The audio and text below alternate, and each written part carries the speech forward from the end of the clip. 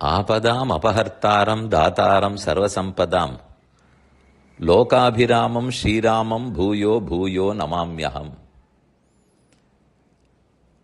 பக்தர்கள் அனைவருக்கும் ஒரு வேண்டுகோள். கிஞ்சித்காரம் தர்ம சம்ஸ்தாபனம் மூலமாக இந்த ஆண்டு விஜயதசமி அன்று தொடங்கி, அதாவது குரோதி ஆண்டு அக்டோபர் 12 அந்த தேதி தொடங்கி அயோத்தி செல்வோம், ஸ்ரீ ராமன் அருள் பெறுவோம் என்று ஒரு அயோத்தி யாத்திரை ஏற்பாடு செய்துள்ளோம். இந்த யாத்திரைக்கு பலரும் கலந்து கொள்ளுகிறார்கள். ஆனால் இப்போது நான் முக்கியமா பேச வந்தது, 2017 நாம் எல்லாரும் அயோத்திக்கு யாத்திரையாக போயிருந்தோம். அது ராமானுஜருடைய 1000வது ஆண்டு விழா. அப்போது ஸ்ரீ ராமானுஜ அனு யாத்திரை என்று அயோத்திக்கு சென்றோம். அடுத்தது ஸ்ரீராம அனு யாத்திரையில் 2022 அயோத்திக்கு சென்றிருந்தோம்.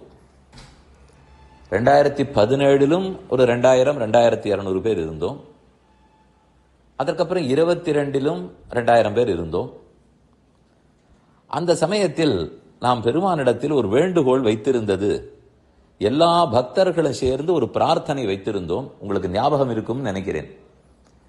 ஸ்ரீராம பட்டாபிஷேகம் செய்து 2017 ஒரு பிரார்த்தனை, 2022 வேறு பிரார்த்தனை. 2017 அப்போது கோவில் வருமா என்பது நமக்கு நிச்சயம் தெரியாது. அது வர வேண்டும், ராமன் அருள் பெற வேண்டும் என்று மனமுருகி அனைவரும் வேண்டினோம். அதற்கு ராமன் செவிசாய்த்தார், சீதை அனுகிரகித்தாள், ஹனுமார் வழிகாட்டினார். 2019 நல்லபடியாக அது தொடங்கிற்று. பின்னர் 2023 பிராண பிரதிஷ்டை நடந்துவிட்டது. அந்த 17 நாம் பிரார்த்தனை வைக்கும் போதே பிராண பிரதிஷ்டை நடந்த பிற்பாடு நாம மொத்த பேரும் திரும்ப அயோத்திக்கு வருவோம், வந்து ராமனுடைய அனுகிரகத்துக்கு நன்றி கூறி கிருத்தஜதையை தெரிவித்து பல்லாண்டு பாடி ராமநாமத்தை சொல்லிவிட்டு வருவோம் என்று அப்போதே ராமபிரானிடத்தில் சொல்லியிருந்தோம். அதனால் இப்போது ஒரு தேவை. அன்று 2017 வந்த அத்தனை பேரும் இப்போது திரும்ப போய் ராமன் நடத்தி கொடுத்தார், அதனால் சீதாராமர்கள் திருவடிகளுக்கு பல்லாண்டு என்று அதே சீதா கல்யாணத்தையும் ஸ்ரீராமபட்டாபிஷேகத்தையும் பண்ணிவிட்டுத்தான் திரும்ப வர வேண்டும்.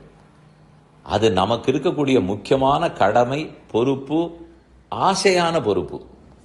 அதனால்